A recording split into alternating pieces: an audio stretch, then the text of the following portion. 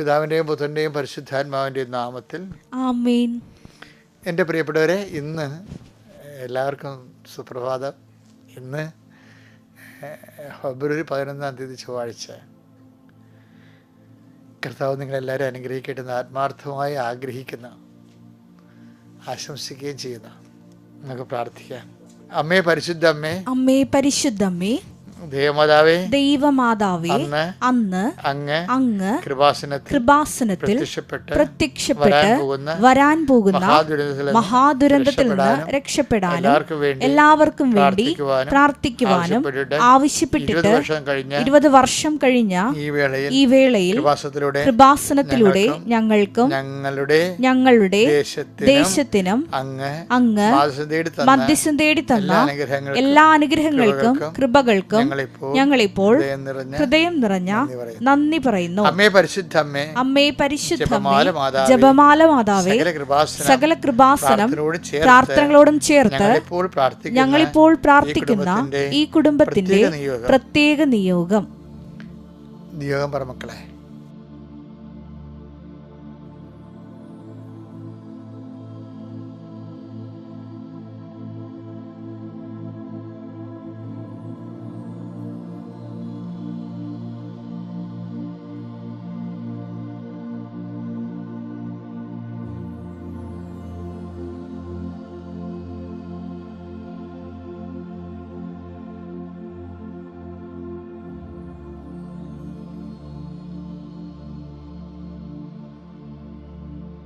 അമ്മയുടെ പ്രത്യക്ഷീകരണത്തിന്റെ ഈ ദ്വാദശക വേളയിൽ ഞങ്ങൾക്ക് സാധിച്ചു തരുവാൻ കനിയണമേ. വിശ്വാസ പ്രമാണം. സർവശക്തനായ പിതാവും ആകാശത്തിന്റെയും ഭൂമിയുടെയും സൃഷ്ടാവുമായ ദൈവത്തിൽ ഞാൻ വിശ്വസിക്കുന്നു. അവിടുത്തെ ഏകപുത്രനും ഞങ്ങളുടെ കർത്താവുമായ ഈശോ മിശിഹായിലും ഞാൻ വിശ്വസിക്കുന്നു.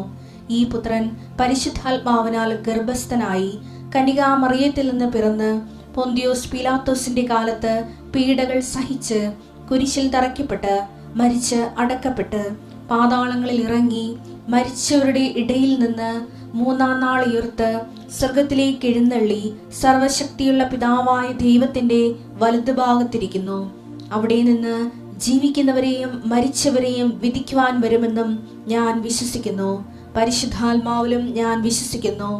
വിശുദ്ധ കത്തോലിക്കാ സഭയിലും പുണ്യവാന്മാരുടെ ഐക്യത്തിലും പാപങ്ങളുടെ മോചനത്തിലും ശരീരത്തിന്റെ ഉയർപ്പിലും നിത്യമായ ജീവിതത്തിലും ഞാൻ വിശ്വസിക്കുന്നു. ആമേൻ. സ്വർഗ്ഗസ്ഥനായ ഞങ്ങളുടെ പിതാവേ, അങ്ങയുടെ നാമം പൂജിതമാകണമേ. അങ്ങയുടെ രാജ്യം വരണമേ. അങ്ങയുടെ തിരുമനസ് സ്വർഗത്തിലെ പോലെ ഭൂമിയിലും ആകണമേ. അന്നു വേണ്ടുന്ന ആഹാരം ഇന്ന് ഞങ്ങൾക്ക് തരണമേ. ഞങ്ങളോട് തെറ്റ് ചെയ്യുന്നവരോട് ഞങ്ങൾ ക്ഷമിക്കുന്നത് പോലെ ഞങ്ങളുടെ തെറ്റുകൾ ഞങ്ങളോടും ക്ഷമിക്കണമേ. ഞങ്ങളെ പ്രലോഭനത്തിൽ ഉൾപ്പെടുത്തരുതേ, തിന്മയിൽ ഞങ്ങൾ രക്ഷിക്കണമേ. ആമേൻ. നന്മ നിറഞ്ഞ മറിയമേ, സ്വസ്തി. കർത്താവ് അങ്ങയുടെ കൂടെ സ്ത്രീകളിൽ അങ്ങ് അനുഗ്രഹിക്കപ്പെട്ടവളാകുന്നു. അങ്ങയുടെ ഉദരത്തിൻ ഫലമായി ഈശോ അനുഗ്രഹിക്കപ്പെട്ടവനാകുന്നു. പരിശുദ്ധ മറിയമേ, തമ്പുരാന്റെ അമ്മേ, പാപികളായ ഞങ്ങൾക്ക് വേണ്ടി ഇപ്പോഴും ഞങ്ങളുടെ മരണസമയത്തും തമ്പുരാനോട് അപേക്ഷിക്കണമേ. ആമേൻ. എൻ്റെ പ്രിയപ്പെട്ടവരെ, പ്രാർത്ഥനയിലേക്ക് പോവുകയാണ്. അനുദിന അനുഗ്രഹ പ്രാർത്ഥന. നിങ്ങളൊരു കാര്യം ചെയ്യാൻ കേട്ടോ. അച്ഛൻ നിങ്ങളെ കുരിശ് ഉയർത്തി പ്രാർത്ഥിക്കുമ്പോൾ ഒരിക്കലും ഒരു പ്രാർത്ഥന പോലും വേസ്റ്റ് ആകത്തില്ല. ഈ പ്രാർത്ഥനയുടെ പിന്നിലെല്ലാം 61 വർഷത്തെ കർത്താവിലുള്ള വിശ്വാസ ജീവിതമുണ്ട്. അച്ഛനായതുകൊണ്ട് ഇങ്ങനെ കർത്താവിനെ ശുശ്രൂഷിക്കണമല്ല. ഞാൻ അച്ഛൻ കുടുംബത്തിൽ വെച്ചും എല്ലാ വീട്ടിലൊക്കെ പോയി വനവാസം നടത്തുകയും പള്ളിയിൽ മഴയും കൊണ്ടൊക്കെ പോവുകയും എല്ലാ മഴയത്തും കാറ്റിനുമൊക്കെ ഒടിഞ്ഞ കൊടയും കൊണ്ട് പോകണത് എൻ്റെ ജീവിതത്തിൽ ഞാൻ എഴുതിയിട്ടുണ്ട്. അപ്പോൾ വലിയ കൊടക്കാലത്തെ ബന്ധങ്ങളാണത്.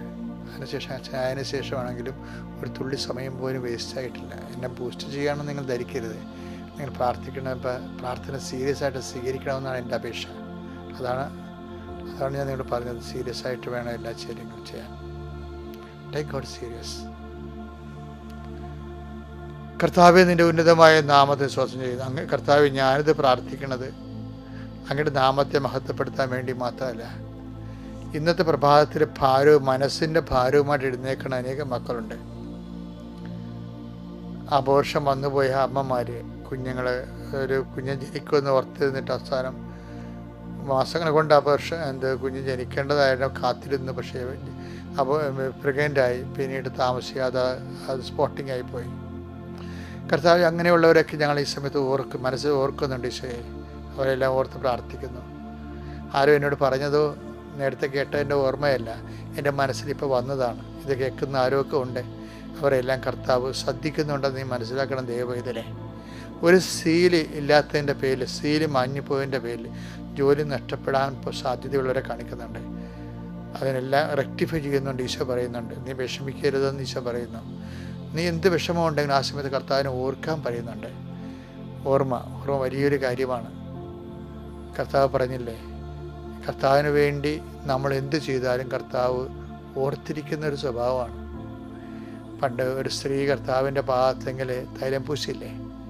അപ്പം യൂദാസ് അതിനെതിരെ, ആ ബethനിയയിലെ മറിയത്തിനെതിരെ യൂദാസ് പിറുപിറുത്തില്ലേ. അപ്പം കർത്താവ് അവളോട് പറഞ്ഞ നന്ദി എന്താ പറഞ്ഞത്? നിന്നെ ഞാൻ ഓർത്തിരിക്കും എന്നല്ലേ പറഞ്ഞത്. അതിനെ അവിടെ ജനക്കൂട്ടം ഉണ്ടായിരുന്ന കൊണ്ടാണ് പറഞ്ഞത്, ലോകത്തിലിവിടെ എല്ലാം സുവിശേഷം പ്രഘോഷിച്ചാലും ഇവിടെ ചെയ്ത കാര്യം ഓർത്തിരിക്കും. ആ ശരിക്കും പറഞ്ഞാൽ അതെന്താണ് പറയാതെ പറഞ്ഞത്? നിന്നെ ഞാൻ ഓർത്തിരിക്കും. അതാണ് ഈശോ. അതുകൊണ്ട് തന്നെ ഈശോയെ സ്നേഹിക്കാൻ പറ്റുന്നതാണ് ഈ ജന്മത്തിൻ്റെ ഏറ്റവും വലിയ പുണ്യം. ഈശോയെ സ്നേഹിക്കുന്നവർ ഈശോയിൽ ജീവിക്കും. കർത്താവ്, അങ്ങയുടെ മക്കൾക്ക് വേണ്ടി ഞാൻ പ്രാർത്ഥിക്കുകയാണ്. അവരങ്ങയെ ആഴത്തിൽ അറിയാനിടയാക്കണം. അവരുടെ ഓരോ തകർച്ചകളിലും അവരെ നീ സന്ധിച്ചിട്ടുണ്ടെന്നും അവരെ അറിയാത്ത പല കാര്യങ്ങൾക്ക് അവരെ നീ സംരക്ഷിച്ചിട്ടുണ്ടെന്നും അവരെ നീ ബോധ്യപ്പെടുത്തി കൊടുക്കണം. എൻ്റെ കർത്താവിൻ്റെ ഉന്നതമായ നാമത്തിൽ രോഗികളെ ഞാൻ പ്രാർത്ഥിക്കുന്നു ഈശോയെ. മരണം നടന്ന വീടുകളെ സംബന്ധിച്ച് ഉറ്റവർ മരിച്ചുപോയവരുണ്ട്. കുഞ്ഞുങ്ങളുമായിട്ട് ഇനി എന്ത് ചെയ്യുമെന്നറിയാൻ പാടില്ലാതെ വേദനിക്കുന്ന ജീവിത പങ്കാളികളുണ്ട്. അവരെല്ലാം ഞാൻ ഈ സമയത്ത് സമർപ്പിക്കുകയും കർത്താവിൻ്റെ കൈകളിലേക്ക് അമ്മയുടെ കൃപാസനം അൾത്താറെ ജീവനോടെ പ്രത്യക്ഷപ്പെട്ട അമ്മയുടെ മധ്യസ്ഥത ഞാൻ ഈശോയ്ക്ക് ഏൽപ്പിക്കുന്നു. വീട് പൊളിഞ്ഞു കിടക്കുന്നവരും, വീടില്ലാത്തവരും, ഉള്ള വീട്ടിൽ സമാധാനം ജീവിക്കാൻ പറ്റാത്തവരും, ഓരോരോ കല്യാണം വിവാഹവും ഒക്കെ നടന്നതിൻ്റെ പേര് ജീവിതത്തിൻ്റെ സമാധാനത്തിൻ്റെ അന്തരീക്ഷം തന്നെ നകർന്നു പോയവരുണ്ട്.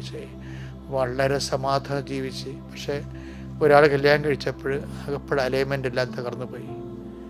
അങ്ങനെ കല്യാണം കൊണ്ട് തകർന്ന മക്കളുണ്ട് ഈശോയെ. അത് കല്യാണം കഴിക്കാതിരുന്നെങ്കിലെന്ന് ചിന്തിച്ചു പോണവരുണ്ട്.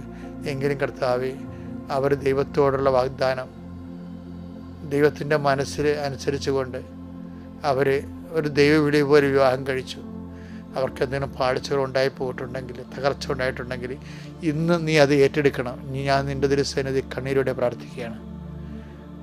അവർക്ക് സ്വന്തമായിട്ട് അവർ ഉറ്റവർ വിടവർ എത്ര വലിയ ആൾക്കാരാണെങ്കിലും ഉണ്ടെന്ന് പറഞ്ഞാലും ചില സമയത്ത് മനുഷ്യൻ പോകും, മറന്നു പോകും, മയങ്ങിപ്പോകും. പക്ഷേ ഇസ്രായേലിൻ്റെ രക്ഷകൻ സങ്കീർത്തനം 121:4 പറയുന്നു, ഇസ്രായേലിൻ്റെ രക്ഷകൻ മയങ്ങുകയില്ല, ഉറങ്ങുകയില്ല. ഉറങ്ങാത്ത നല്ലയിടയനായ ആടുകൾക്ക് മുമ്പേ നടക്കുന്ന കർത്താവിൻ്റെ സന്നിധിയിൽ ഞാൻ തകർന്നു പോയ മക്കളെ ജനക്കൂട്ടത്തെ കണ്ടപ്പോൾ അനുകമ്പ തോന്നിയെന്ന് എഴുതിയിട്ടുണ്ട്. 6:34 മാർക്കോസിൻ്റെ സുവിശേഷത്തെ. കർത്താവെ, അനുകമ്പ അങ്ങയുടെ മക്കളോട് തോന്നണമെന്ന് പ്രാർത്ഥിക്കുന്നു. എൻ്റെ കർത്താവിൻ്റെ ഉന്നതമായ നാമത്തിൽ, സഭയുടെ അധികാരത്തിൽ, കുരിശിൻ്റെ അടയാളത്തിൽ, ദൈവശക്തിയെ നീ അനുഗ്രഹിക്കപ്പെടുകയും ഈ അനുഗ്രഹത്തിൻ്റെ സന്തോഷം നീ ഇന്ന് അനുഭവിക്കാൻ നീ ഉറങ്ങുന്നത് വരെ ഇന്ന് ഇറങ്ങി നിൽക്കട്ടെ എന്ന് പ്രാർത്ഥിക്കുന്നു. നമ്മൾ ഇന്നത്തെ സുവിശേഷം വായിക്കുന്നത് മർക്കോസ് 6:34. അവൻ കരക്കിറങ്ങിയപ്പോൾ വലിയ ഒരു ജനക്കൂട്ടത്തെ കണ്ടു. അവരോട് അവൻ അനുകമ്പ തോന്നി. കാരണം അവർ ഇടയനില്ലാത്ത ആട്ടിൻപറ്റം പോലെ ആയിരുന്നു. അവൻ അവരെ പല കാര്യങ്ങളും പഠിപ്പിക്കാൻ തുടങ്ങി. എൻ്റെ പ്രിയപ്പെട്ടവരെ, ഈ ജനക്കൂട്ടത്തെ ഉണ്ടല്ലോ, ഇപ്പം നമ്മളെല്ലാവരും ജനക്കൂട്ടത്തിന് നടുവിലല്ലേ അല്ലേ? ഈ ജനക്കൂട്ടത്തെ കാണുമ്പോൾ നമുക്ക് തോന്നേണ്ടത് എന്താണെന്നറിയാമോ? അനുകമ്പയെ തോന്നണം. അപ്പോൾ നിങ്ങളോർക്കും ജനക്കൂട്ടം എവിടെ ഉണ്ട്? മീറ്റിങ്ങിലാണ്, കൺവെൻഷനിലാണ്, അതാ മീറ്റിങ്ങിലാണ്? ഒന്നുമല്ല, നമ്മുടെ വാട്സപ്പ് തന്നെ ഒരു ജനക്കൂട്ടമാണ് അല്ലേ? നമ്മുടെ ഇമെയിലും ഓൺലൈൻ പരിപാടികളെല്ലാം ജനക്കൂട്ടമല്ലേ? ജനക്കൂട്ടത്തെ കാണുമ്പോൾ എന്ത് ചെയ്യണം? നമുക്ക് അനുകമ്പ തോന്നണം. എന്താ കാര്യം? അവരിടയില്ലാത്ത ആടുകളാണെന്ന്. എന്നുവെച്ചാൽ കർത്താവിന് വിശ്വാസമില്ലാത്തവരുണ്ട് അതിലവരില്ലേ. അപ്പം നിങ്ങൾക്ക് ഇതുപോലെയുള്ള സംഭവങ്ങൾ അവർക്ക് ഷെയർ ചെയ്ത് കൊടുക്കണം. അപ്പോൾ രണ്ട് കാര്യം സംഭവിക്കും. ഒന്ന്, നിങ്ങളെ അവർ ബ്ലോക്ക് ചെയ്യും. കാര്യം അവർ ദൈവത്തിൻ്റെ ക്രിസ്തുവിനുള്ളവരാണെങ്കിൽ. Take the word of God. മർക്കോസ് 9:41. മർക്കോസ് 9:41. സത്യമായി ഞാൻ നിങ്ങളോട് പറയുന്നു, സത്യമായി ഞാൻ നിങ്ങളോട് പറയുന്നു, നിങ്ങൾ ക്രിസ്തുവിനുള്ളവരാകയാൽ അവന്റെ നാമത്തിൽ ആരെങ്കിലും നിങ്ങൾക്ക് ഒരു പാത്രം വെള്ളം കുടിക്കാൻ തന്നാൽ അവന് പ്രതിഫലം ലഭിക്കാതിരിക്കുകയില്ല. അപ്പൊ നിങ്ങൾ ക്രിസ്തുവിനുള്ളവരാകയാൽ എന്ന് പറയുമ്പോൾ തന്നെ അവിടെ തന്നെ വ്യക്തമല്ലേ ക്രിസ്തുവിനുള്ളവരല്ലാത്ത ആൾക്കാരുണ്ടെന്ന്. പക്ഷെ ക്രിസ്തുവിനുള്ളവരാണ്, പക്ഷെ അവർക്ക് ക്രിസ്തുവിനെ കിട്ടണില്ല. പക്ഷേ ക്രിസ്തുവിനെ കൊടുക്കാൻ ആരുമില്ല. അങ്ങനെയുള്ള സമയത്ത് കർത്താവ് ചോദിക്കുന്ന ചോദ്യമുണ്ട്. എന്താണ്? ആരെ ഞാൻ അയക്കും? ആര് നമുക്ക് വേണ്ടി പോകും? ഐസയില്ലേ? ഏശയ്യ 6:8. അതിനുശേഷം കർത്താവ് അരുൾ ചെയ്യുന്നത് ഞാൻ കേട്ടു. ആരെയാണ് ഞാൻ അയക്കുക? ആരാണ് നമുക്ക് വേണ്ടി പോവുക? അപ്പോൾ ഞാൻ പറഞ്ഞു, ഇതാ ഞാൻ, എന്നെ അയച്ചാലും. ഇതിനകത്ത് വരുന്നൊരു വിഷയമുണ്ടല്ലോ, ഈ കർത്താവിന് വേണ്ടി ആരെ ഞാൻ അയക്കും. അത് എന്നും സൂര്യനുള്ളിടത്തോളം കാലം ഈ ചോദ്യം ദൈവം ചോദിച്ചുകൊണ്ടേയിരിക്കും, ആരെ ഞാൻ അയക്കും. പക്ഷേ എനിക്ക് പലപ്പോഴും തോന്നിയിരിക്കുന്നത് രണ്ടാമത്തെ ക്വസ്റ്റ്യനാണ് കാറ്റഗോറിക്കൽ ക്വസ്റ്റ്യൻ. എന്താണ്? ആര് എനിക്ക് വേണ്ടി പോകും? എല്ലാവരും പോകുകയെ ചിലപ്പോൾ അവരുടെ കുടുംബത്തിന് വേണ്ടിയൊക്കെയും പോണത്. എനിക്ക് ഇതുപോലെ വേസ്റ്റുള്ള ഒരു കാര്യം, എല്ലാവരും ഭയങ്കര കഠിനാധ്വാനമാണ്. എന്താണ്? സ്വന്തം വയറ്റിപ്പഴപ്പിന് വേണ്ടിയും കുടുംബത്തിന് വേണ്ടിയും. ക്രിസ്തുവിന് വേണ്ടി എന്താ ചെയ്യണം? നമ്മൾ എന്താ ചെയ്യണത്? പള്ളിയിൽ പോകും എന്ന് പറയും. എന്ത് പള്ളിയിൽ പോയിട്ട് നിങ്ങൾക്ക് എന്താ എന്താ ക്രിസ്തു എന്ത് കിട്ടാനാണ്? വിശ്വാസം നിലനിൽക്കും, അത് നിൻ്റെ കടമയല്ലേ. എക്സ്ട്രാ ആയിട്ടില്ലേ മത്തായിയുടെ സുവിശേഷം, കർത്താവിൻ്റെ മനസ്സിരിപ്പാലും മത്തായിയുടെ സുവിശേഷം എന്താ പറഞ്ഞാൽ, വിശേഷ വിധിയായി നിങ്ങൾ എന്താണ് ചെയ്യണത്? കൽപ്പിക്കപ്പെട്ടെല്ലാം ചെയ്തുകൊണ്ട് നന്ദിയൊന്നും കിട്ടത്തില്ല. ദൈവദൃസന്നിധി അതല്ലേ കൽപ്പിക്കപ്പെട്ടല്ലേ 17 അല്ല ലൂക്കയുടെ 17-ാം അധ്യായം. ലൂക്ക 17:10. ലൂക്ക 17:10. ഇതുപോലെ തന്നെ നിങ്ങളും കൽപ്പിക്കപ്പെട്ടവയെല്ലാം ചെയ്തതിന് ശേഷം ഞങ്ങൾ പ്രയോജനമില്ലാത്ത ദാസന്മാരാണ്, കടമ നിർവഹിച്ചതേയുള്ളൂ എന്ന് പറയുവിൻ. അതെന്താ പ്രശ്നം വെച്ചാൽ നമ്മൾ ഒരു ഇപ്പം നിങ്ങൾക്ക് 5 മക്കളുണ്ട്, 2 മക്കളുണ്ട്. മക്കളുടെ കാര്യം നോക്കിക്കഴിഞ്ഞാൽ മക്കളുടെ മാത്രം കാര്യം നോക്കിയാണ് ഞാൻ ജീവിക്കണത്. ഈ മക്കളുടെ കാര്യം നോക്കിക്കഴിഞ്ഞാൽ എന്താ, നിങ്ങൾ കൽപ്പിക്കപ്പെടുക ചെയ്തതിന് ശേഷം പിന്നെ എന്താ ദാസന്മാരാണ്, പക്ഷേ വലിയ പ്രയോജനമൊന്നുമില്ല. ആർക്ക് പ്രയോജനമില്ല? ദൈവത്തിന്. എന്താ കാര്യം? വിശേഷവിധിയായി നിങ്ങൾ എന്താണ് ചെയ്യണത്? വിശ്വാസ കൈമാറ്റത്തിന് വേണ്ടിയും ക്രിസ്തുവിൽ മറ്റുള്ളവർ വളർന്നു വരാൻ വേണ്ടിയും നമ്മൾ എന്താണ് ചെയ്യണത്? ഓരോ ദിവസവും നമ്മുടെ ജീവിതത്തെ അർത്ഥവത്താക്കണത് ഈ വിശേഷവിധിയായി ക്രിസ്തുവിന് വേണ്ടി നിലനിൽക്കുന്നതാണ്. അങ്ങനെ ഒരു ദിവസം ഞാൻ നിങ്ങൾക്ക് ആശംസിക്കുന്നു. ഇന്നത്തെ ദിവസം കൊണ്ട് നിങ്ങൾ നഷ്ടപ്പെട്ട കൃപ തിരിച്ചു പിടിക്കാൻ ദൈവം നിങ്ങളെ സഹായിക്കട്ടെ. Praise the Lord. അത്യപൂർവ ദൈവാനുഭവങ്ങൾ ഇനി നിങ്ങൾക്കും സ്വന്തം. ഈ യൂട്യൂബ് ചാനൽ ഇതുവരെ സബ്സ്ക്രൈബ് ചെയ്തിട്ടില്ലെങ്കിൽ ഇപ്പോൾ തന്നെ സബ്സ്ക്രൈബ് ചെയ്യുക. ഈ വീഡിയോ ഇപ്പോൾ തന്നെ നിങ്ങളുടെ സുഹൃത്തുക്കൾക്ക് ഷെയർ ചെയ്തുകൊണ്ട് കർത്താവിന്റെ പ്രേക്ഷിതരാകുക.